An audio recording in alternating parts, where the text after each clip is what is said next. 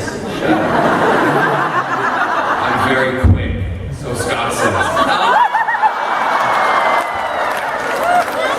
So we would be sitting there in her rollers, and I just used to come up behind her, and you know, she'd be eating her breakfast, you know, whatever she was having. I was asleep, John. I was asleep. Well, sometimes you were asleep. Yeah, this particular moment she was asleep, and I walked up behind her, and I just thought, this will be really fun. So I took out my John Thomas, otherwise known as Big Bubba, and she's leaning back, and it was a big roller, and it was hanging about here, and I lifted it up, and I put it through, and then I went, morning! And without batting an eyelid, she went, morning, Ginny. Who's talking to you? It's like a Bluetooth earpiece. I took a few photographs first though, so if anybody wants them. She's not kidding, we do have photographs of it.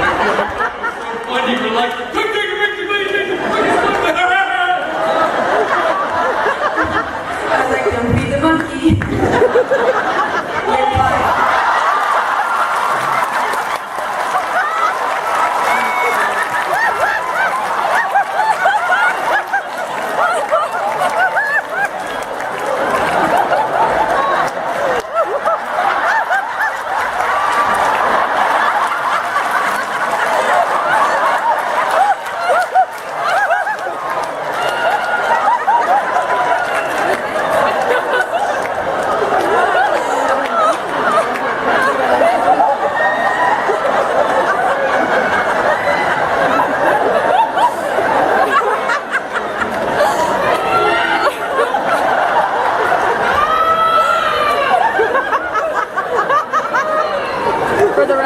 I apologize.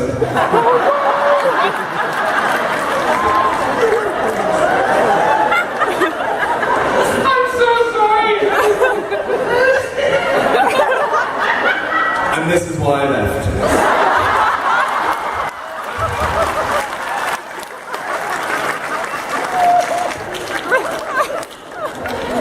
Listen, but see, this is the kind of stuff that used to happen when we were actually filming.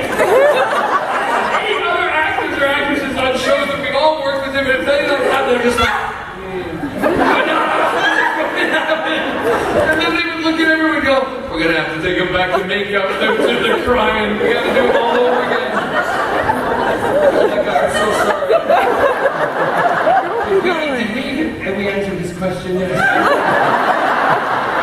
See, someone always gets bowled over by my cock. Anyway,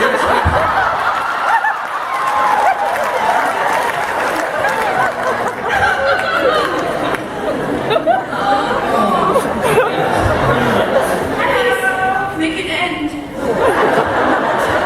This is a question for all of you. If you could have one superpower, what would it be?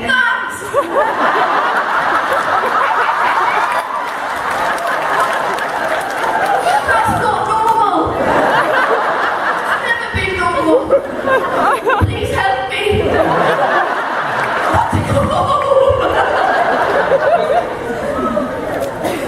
well, for some reason they keep killing me off.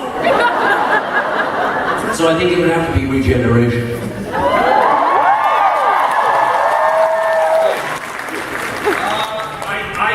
I've been asked that question with the books that my sister and I would like to be able to bring, put myself into animation or into paintings or have that power to put myself into artwork.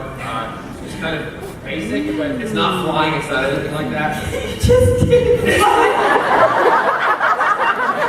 I can already come back to life, so I don't have to worry about that. Anyway, Evie. Please, help me. I just want like that sex gas that Owen got in Torchwood. Big for my dad. That's what I want. That's what I want in the world, really. Speaking of gas, I'd like to be impervious to alien farts.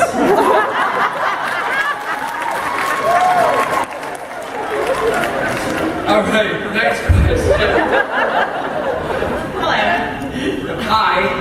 This question is for John. Yeah. We always like to think of Hold it closer to your mouth. Just pretend it's one of the boys.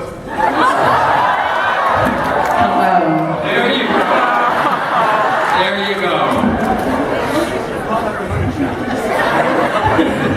We always think of Captain Jack and everyone on Torchwood as the good guys.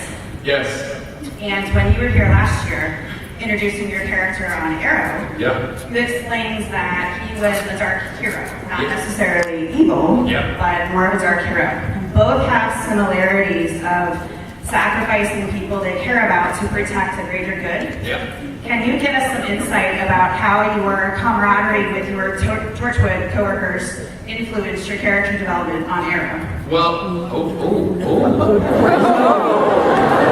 well, I approach things with characters. I don't delve into too deep about what I do and the process of getting to where I want to be so much. So, but with what I learned with the characters on Torchwood, and I learned a lot with Captain Jack, was that anybody, and this is one basic thing, and I learned it when I studied, Stanislavski and Meister and all that kind of stuff.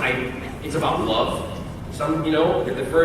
If you can fall in love with the people that you work with, not just them as real people, but as the characters, and Jack had a great love for every single one of the team members, even, the dragon, the family. Pterodactyl. It's a Welsh dragon. So even the love that he had for them. So I approached the same way with Malcolm Merlin and with Stephen Amell's character Oliver, and even my son. Although my son I was really pissed off at. Oliver I looked at as the son that I really always wanted to have, because remember, I did not know that he was the vigilante. So yeah, I guess you have to approach them from that way. Then you add all the little nuances into it in between. Why, for instance, there's certain things they took out that Suzanne and I put in. The character of Moira. Like when I was in the limousine, there was this whole thing. I put my hand on her knee while I was talking to her. I'm really tactile when I do stuff. But that was to maybe show a little bit of history for us, that perhaps in our eyes something had happened, but they didn't want to go that route, so they just edited it out. But it's things like that. So I learned all that from these guys, to be more tactile and to approach the thing from the love basis. And also just that you want to shag everybody. Can we get some love for Arrow though?